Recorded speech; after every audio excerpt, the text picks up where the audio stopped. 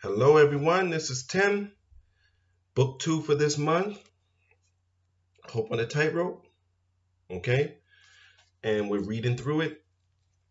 Oh, it's a nice little book, but it's packed with a lot of heavy stuff. So let's continue. Love is wisdom.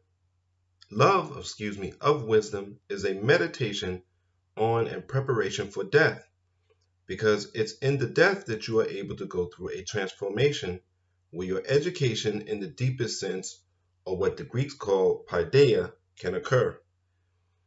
This cultivation of yourself and maturation of your soul teaches you the difference between the frivolous and the serious, between the superficial and the substantial. What kind of human being do you want to be? What kind of legacy do you want to leave behind? What kind of witness do you want to bear?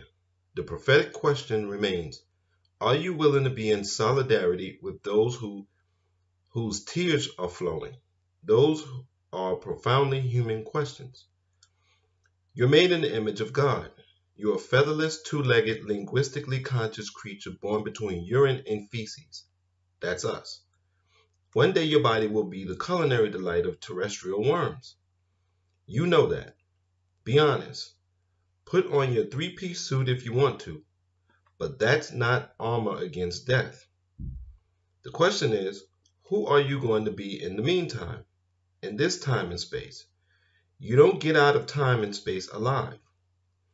Martin Luther King Jr. was one wave in an ocean that says, I'm willing not simply to live and die for an ideal, I'm willing to learn how to die while I'm alive, so I can live life more intensely and abundantly. The life of the mind is about a sense of awe, wonder, openness, and exploration.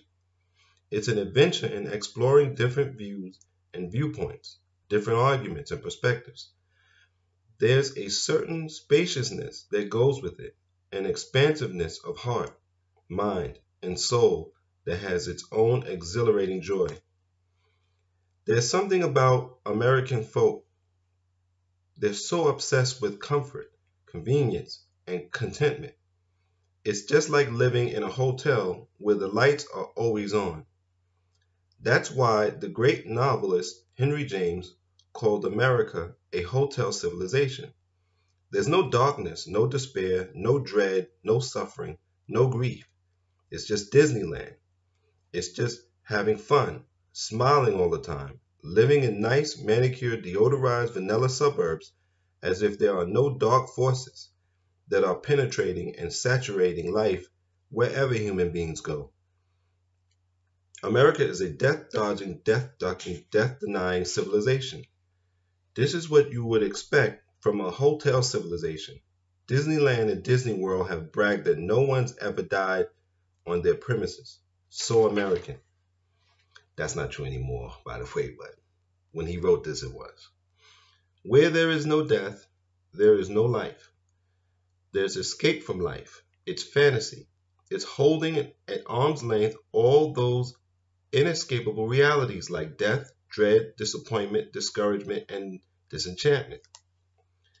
Black folk had to deal with social death for 244 years when they saying nobody knows the trouble I've seen.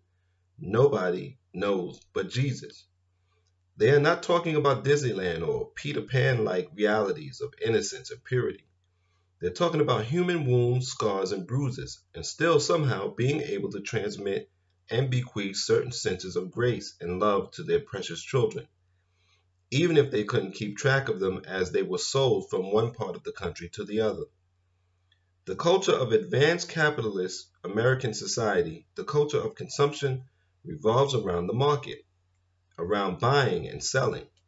This process turns everything into a commodity and undermines value and meaning in the name of ever-increasing profit.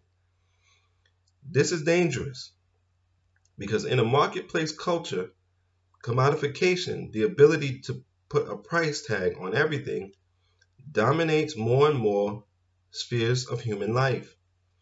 This creates an addiction to stimulation, which is necessary to keep the consumer culture economy going.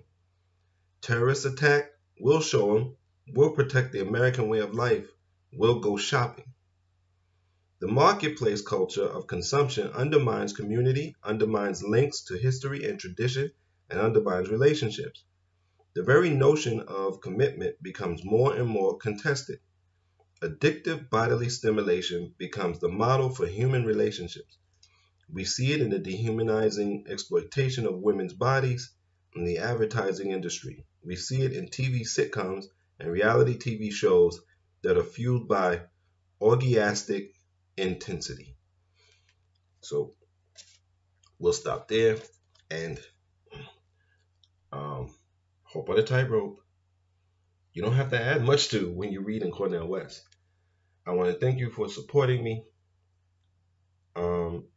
And I want to say until next time, take care of your mind, take care of your body, and be safe.